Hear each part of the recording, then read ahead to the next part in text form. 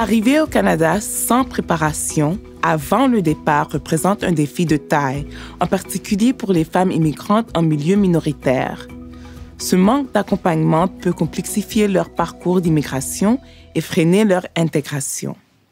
Dans cette capsule, je vous invite à explorer les éléments essentiels qui posent les bases d'un parcours d'immigration solide et sécurisant.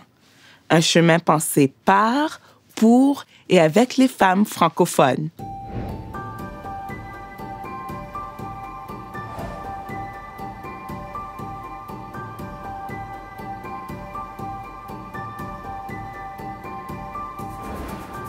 Alors, quand on allait à la rencontre d'un agent d'immigration qui parle seulement anglais, les échanges n'étaient pas aussi fluides et c'était difficile de comprendre parfois toutes les informations qu'il nous donnait parce que voilà, on n'était pas parfaitement bilingue.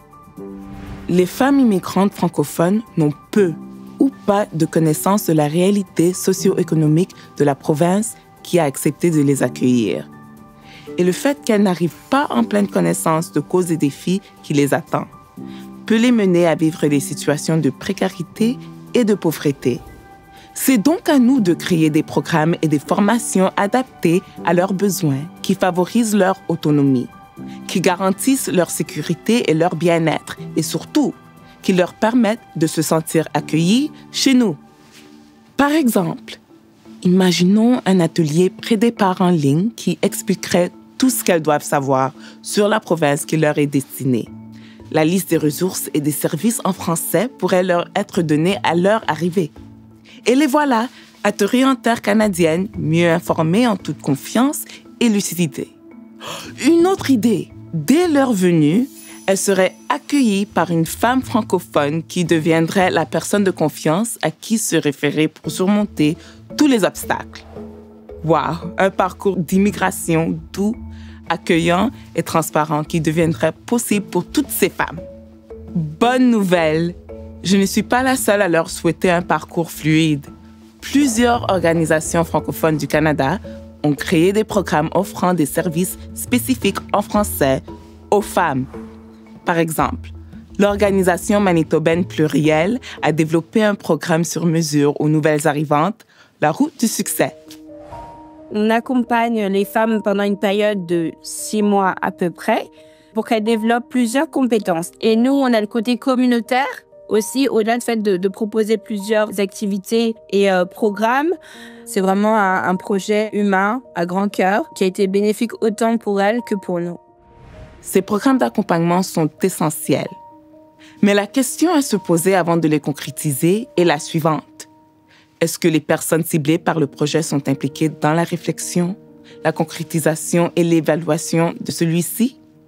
Parce qu'il serait bien plus efficace et proche de la réalité des immigrantes s'il est accompli par, pour et avec les femmes francophones.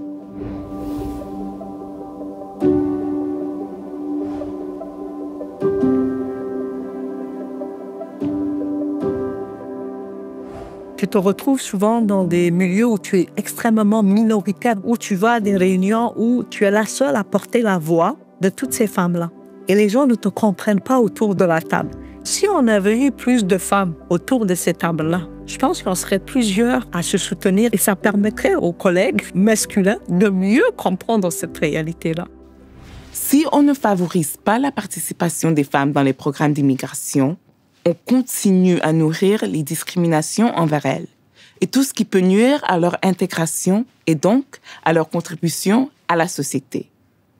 Et oui, les femmes immigrantes francophones sont une richesse.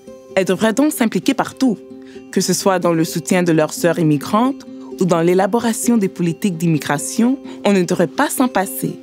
Elles ont des perspectives uniques sur l'immigration. Elles deviennent les gardiennes de l'équité et amènent un point de vue réel sur la vie des immigrantes. Aussi, il est important d'intégrer des organisations collaboratrices en lien direct avec les personnes ciblées, comme des organisations pour les femmes ou dédiées à l'immigration. Un bel exemple est le REFIF, le réseau des femmes francophones immigrantes de Prescott Russell, basé en Ontario. Il a su s'entourer de partenaires comme la municipalité et la communauté francophone accueillante de Hawkesbury pour réunir une centaine de femmes prêtes à s'impliquer dans leur nouvelle collectivité. J'ai l'habitude de dire qui est mieux placé de parler de son expérience que la personne qui l'a vécue. Qu'on puisse faire appel à nous et qu'on puisse parler pour nous et par nous. Les premiers pas du parcours des femmes immigrantes francophones en milieu minoritaire sont cruciaux. De là l'importance d'inclure les femmes qui sont passées par ce même chemin afin d'adoucir leur trajet. Ensemble, brisons les barrières pour une intégration équitable.